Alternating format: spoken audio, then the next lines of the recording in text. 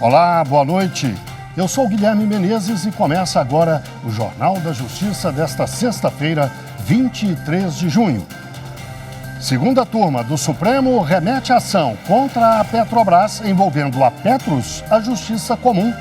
O colegiado cassou a decisão que havia definido a competência da Justiça do Trabalho para julgar pedido de indenização de ex-empregado da estatal.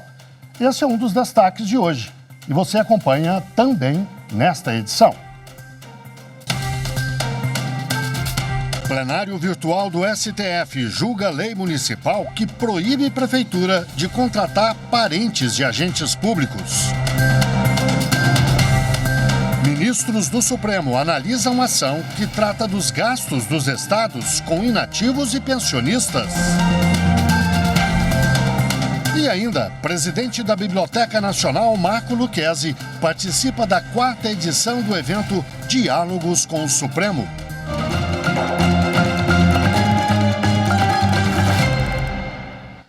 Por unanimidade, a segunda turma do Supremo cassou a decisão do TST, que havia mantido a competência da Justiça do Trabalho para julgar a ação em que um ex-empregado da Petrobras pede indenização por danos materiais e morais por prejuízos supostamente causados pela empresa em razão da atuação no Fundo de Previdência Petros.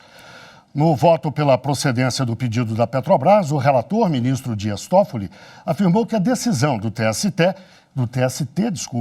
desrespeitou a tese firmada pelo Supremo em recurso extraordinário de que compete à Justiça Comum o processamento de demandas contra entidades privadas de previdência para obter complementação de aposentadoria. Toffoli destacou que, na ação trabalhista, a Petrobras é demandada não como empregadora, mas como patrocinadora de entidade fechada de previdência complementar. Portanto, a origem da controvérsia não é o vínculo de emprego. Os ministros do Supremo julgam no plenário virtual um recurso que discute a lei de um município mineiro que proíbe parentes de agentes públicos a terem contratos com a prefeitura. O tema tem repercussão geral e o que for decidido valerá para casos semelhantes. Os detalhes na reportagem de Renato Rosa. A lei é do município de Francisco de Sá, Minas Gerais. A norma, questionada em 2006 pelo prefeito da época, proíbe parentes até o 3º grau do prefeito, vice-prefeito, vereadores e dos servidores locais de terem contratos com o município. O Tribunal de Justiça Mineiro julgou procedente a ação. Decidiu que as restrições são inconstitucionais. Também apontou que a lei das licitações não prevê os limites impostos pela legislação municipal. O Ministério Público de Minas Gerais recorreu ao Supremo. Sustentou que o município apenas exerceu a autonomia constitucional, respeitando os princípios da moralidade, da impessoalidade e da isonomia. O caso tem repercussão geral reconhecida pela Corte. O que os ministros decidirem valerá para processos semelhantes. A relatora, a ministra Carmen Lúcia, destacou que a norma respeita os princípios constitucionais. Quanto à competência dos estados, Distrito Federal e municípios para legislarem sobre licitação e contratação pública, a jurisprudência deste Supremo Tribunal Federal consolidou-se no sentido de serem os entes competentes no tema que respeite as regras específicas, a dizer, para além do que for norma geral. Em qualquer coisa, há de se aterem eles aos princípios constitucionais da administração pública e às normas gerais, sendo a finalidade, no caso dos municípios, o atendimento às peculiaridades locais. O julgamento do plenário virtual termina no dia 30 deste mês.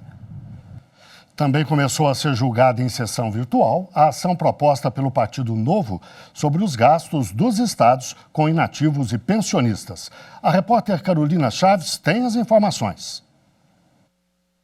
O Partido Novo entrou com uma ação no Supremo para confirmar a constitucionalidade de dispositivos da Lei de Responsabilidade Fiscal sobre o limite de gastos com pessoal, principalmente com a soma dos gastos com inativos e pensionistas. O relator é o ministro Alexandre de Moraes. Segundo a legenda, alguns tribunais de contas estaduais têm alterado o conceito de despesas públicas com pessoal e deixado de incluir gastos com pensionistas inativos e o imposto de renda retido na fonte. Isso teria permitido que os estados assumam novas despesas, aumentando o grau de endividamento. Dados da Secretaria do Tesouro Nacional mostram que a prática é antiga e que somente em 2017, 14 das 27 unidades da federação excederam o limite de 60% da corrente líquida. Alguns comprometeram quase 80% dessa receita. O relator, ministro Alexandre de Moraes, atendeu ao pedido do partido e entendeu que as providências previstas na Constituição e na Lei de Responsabilidade Fiscal devem ser respeitadas, não sendo viável aos tribunais de justiça e às cortes de contas estaduais rivalizar com um regramento instituído pelo ente federal detentor de competência legislativa. Segundo o ministro, a interpretação que exclua despesas do cálculo acaba permitindo a ampliação dos gastos com pessoal, mesmo quando ausente base econômica sólida, apta a sustentar o incremento das despesas. O julgamento, iniciado hoje no plenário virtual, deve ser encerrado na próxima sexta-feira, dia 30 de junho, com voto dos demais ministros. O presidente da Biblioteca Nacional, Marco Lucchesi, foi o convidado da edição desta sexta-feira do Diálogos com o Supremo. O projeto tem como objetivo a difusão do conhecimento jurídico sobre temas relevantes e atuais em formato de palestras e exposições. A repórter Marta Ferreira acompanhou o evento. Essa foi a 4ª edição do Diálogos com o Supremo.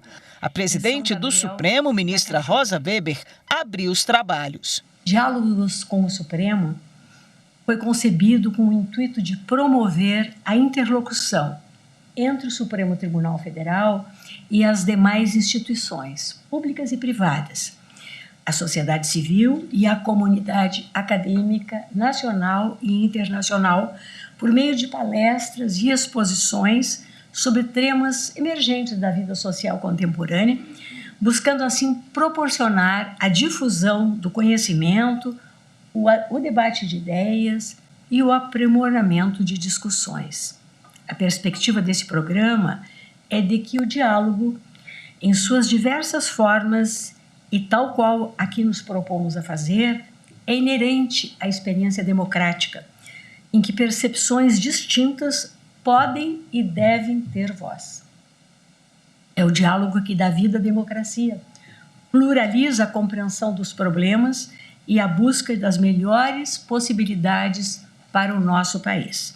A presidente também fez questão de destacar a trajetória de Marco Lucchesi, que além de presidente da Biblioteca Nacional, é formado em História, mestre e doutor em Ciência da Literatura e pós-doutorado em Filosofia da Renascença, professor titular da Faculdade de Letras da Universidade Federal do Rio de Janeiro e membro da Academia Brasileira de Letras.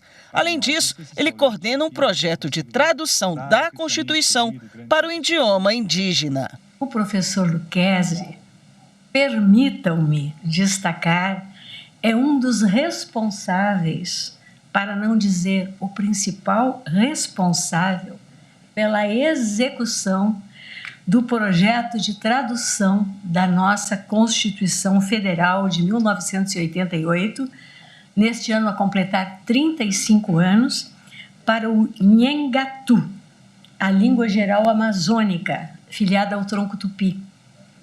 Esse nosso projeto, que começou a se desenhar, eu vou contar.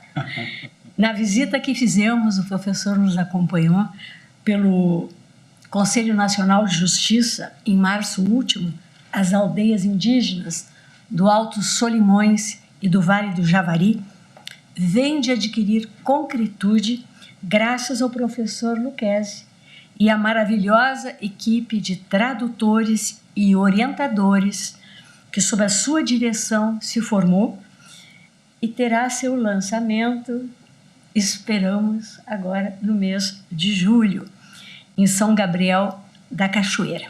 Antes de começar a palestra, Marco Lucchesi fez um panorama sobre o acervo da Biblioteca Nacional. A Biblioteca Nacional ela é, de fato, a 6ª biblioteca no mundo. ela começou com 60 mil itens quando nós, brasileiros, a compramos de Portugal. Nós passamos depois a construir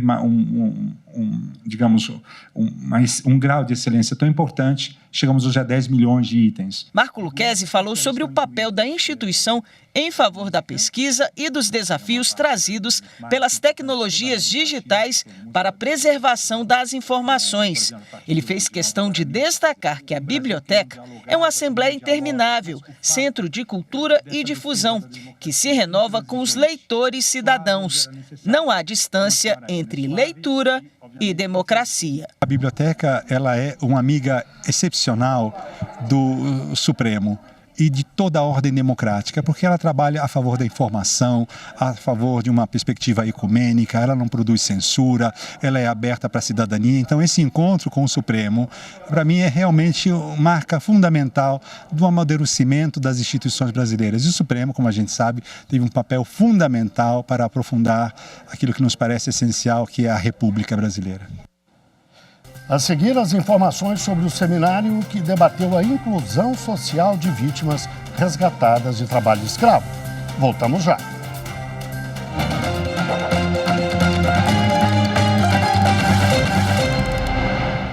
A presidente do Supremo Tribunal Federal e do Conselho Nacional de Justiça, a ministra Rosa Weber, participou da abertura do seminário sobre a inclusão social de vítimas resgatadas do trabalho análogo à escravidão.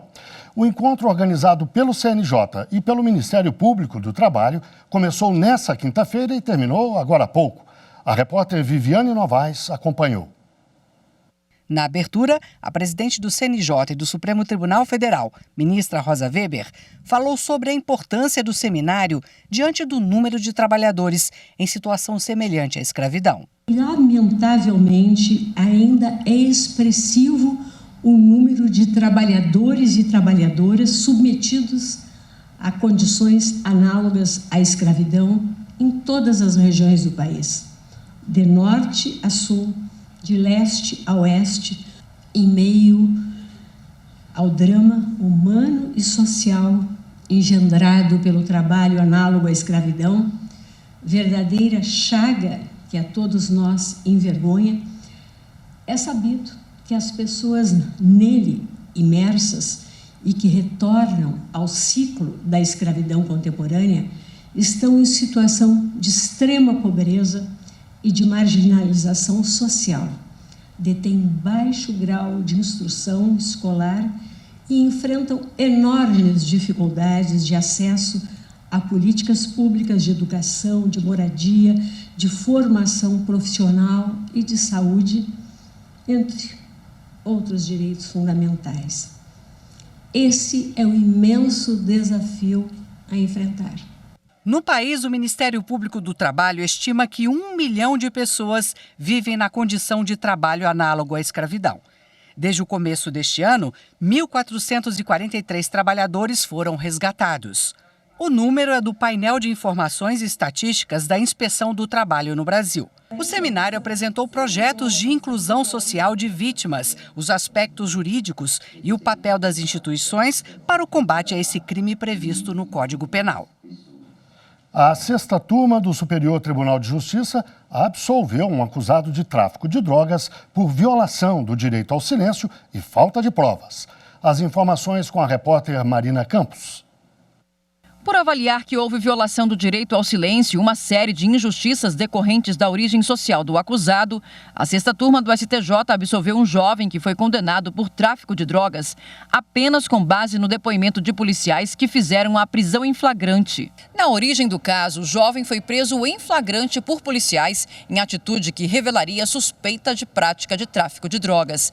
Mas o juízo de primeiro grau o absolveu sob o argumento de que os testemunhos dos policiais não foram suficientes para comprovar os fatos. Nem a droga, nem a balança de precisão estavam sob a posse do réu. No Tribunal de Justiça de São Paulo, a sentença foi revista. O TJ decidiu condená-lo por entender que o réu se valeu do direito constitucional ao silêncio, numa estratégia da defesa para livrá-lo da condenação. No STJ, o relator do recurso, o ministro Rogério Schietti Cruz, avaliou que a manifestação do TJ de São Paulo revela violação direta ao Código de Processo Penal, que dispõe sobre o direito do acusado de permanecer em silêncio, sem que esse gesto seja interpretado de forma prejudicial à defesa. O ministro ressaltou ainda que o réu é vítima de diversas injustiças e preconceitos, inclusive pela redução da credibilidade do relato de um jovem negro e pobre. Desta forma, a sexta turma entendeu que o acórdão do Tribunal de Justiça de São Paulo adotou raciocínio enviesado ao considerar como verdade incontestável a palavra dos policiais que realizaram a abordagem, adotando assim interpretação que considerou mentirosa a negativa do acusado em juízo. O ministro Sebastião Reis Júnior, do STJ, lançou um livro sobre presas trans no sistema penitenciário brasileiro. Confira na reportagem de Rafael Porfírio. Elas se exibem em gestos, reflexão e em sorrisos. São presas transgênero que, por alguns instantes, superaram o preconceito e as angústias de uma vida atrás das grades e posaram para as lentes da câmera do ministro Sebastião Reis Júnior. Aqui, o tom em preto e branco não as torna apagadas ou ocultas. Muito pelo contrário. É ampliar a voz de pessoas que hoje são vítimas de um preconceito estúpido e injustificado. Após mergulhar no universo das presas trans no Centro de Detenção Provisória Pinheiros II, em São Paulo, por meio da fotografia, o ministro sentiu que o debate poderia ser aprofundado. Foi aí que surgiu o livro Translúcida. Além das fotos, quem lê encontra trabalhos de juízes, advogados, médicos, políticos, artistas plásticos. Tem textos técnicos, cartas e até poesia. Uma conversa séria, um debate profundo, um debate sóbrio, sereno, sobre um assunto extremamente delicado. O lançamento do livro foi destaque no seminário Igualdade e Justiça, a Construção da Cidadania Plural, realizado no Superior Tribunal de Justiça. É exatamente ajudar a essas pessoas que são às vezes ignoradas, às vezes são tratadas como invisíveis e às vezes são maltratadas, a ocuparem um espaço de dignidade na vida como todas as pessoas merecem. No próximo bloco, a gente fala sobre um encontro em Minas Gerais que discutiu o papel das mulheres no Poder Judiciário. Até já.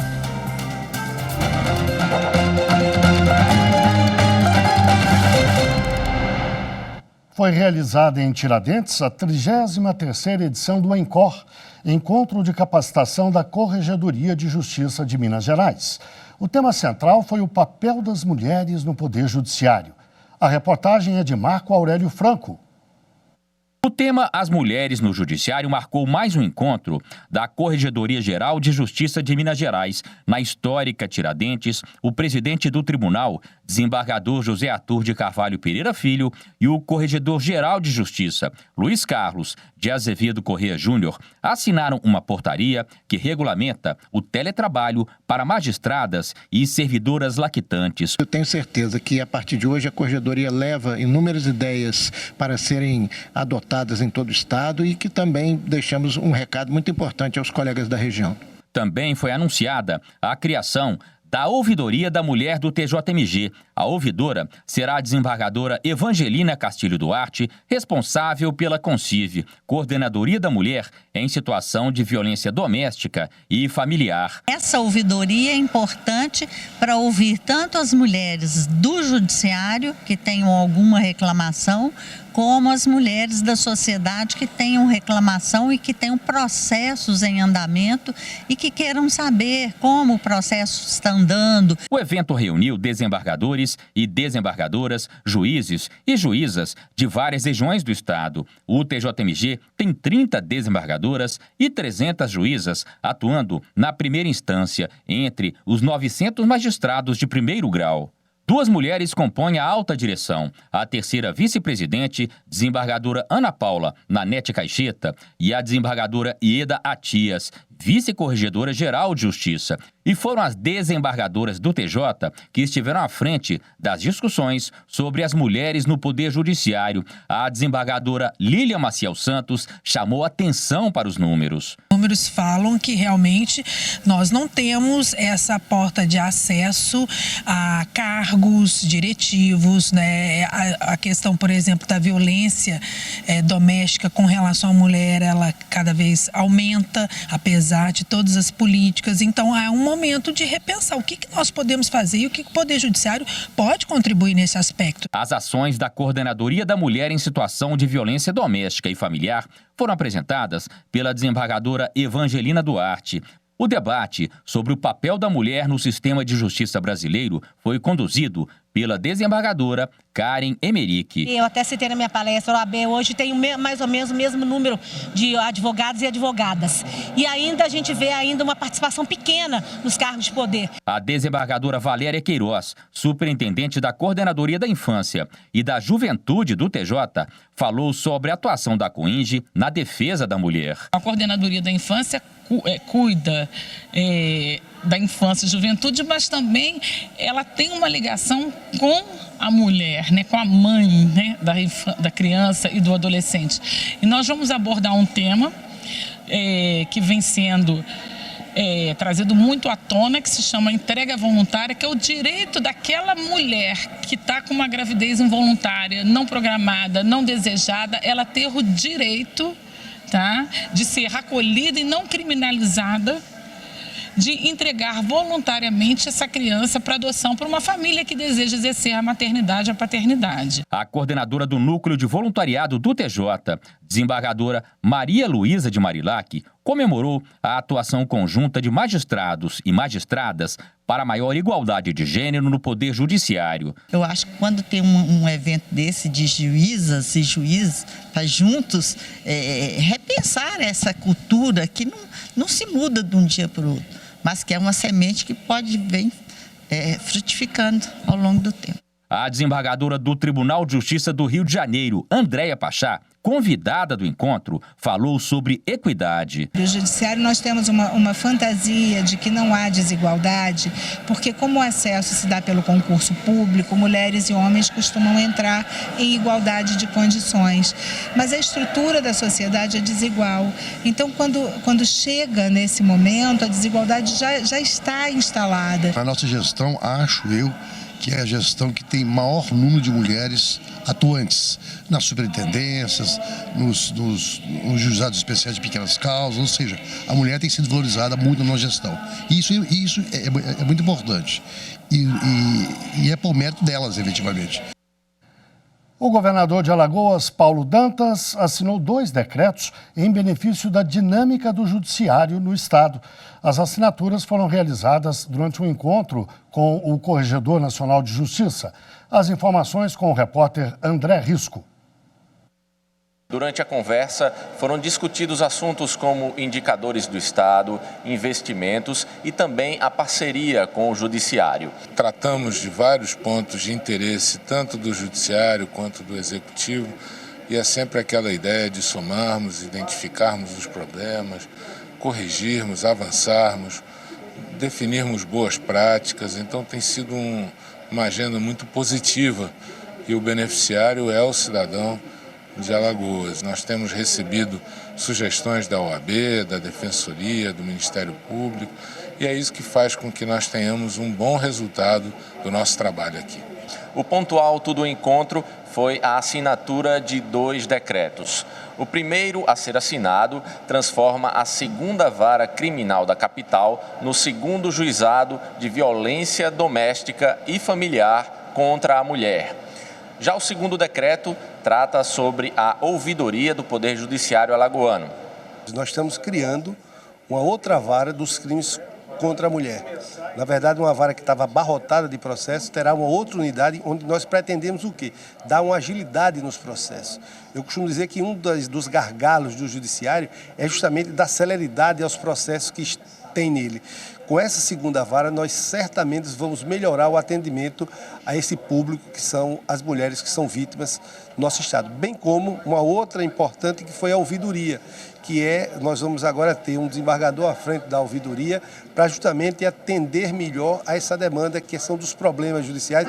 Se você consegue resolver por uma ouvidoria, você adota um caminho mais sério. Aquele processo que está demorando, o desembargador vai falar com o colega magistrado ou com o colega desembargador e rapidamente vai se tentar melhorar. Nós estamos buscando alternativas para melhorar os serviços que nós estamos prestando. O Jornal da Justiça de hoje fica por aqui. Uma boa noite para você e um excelente fim de semana.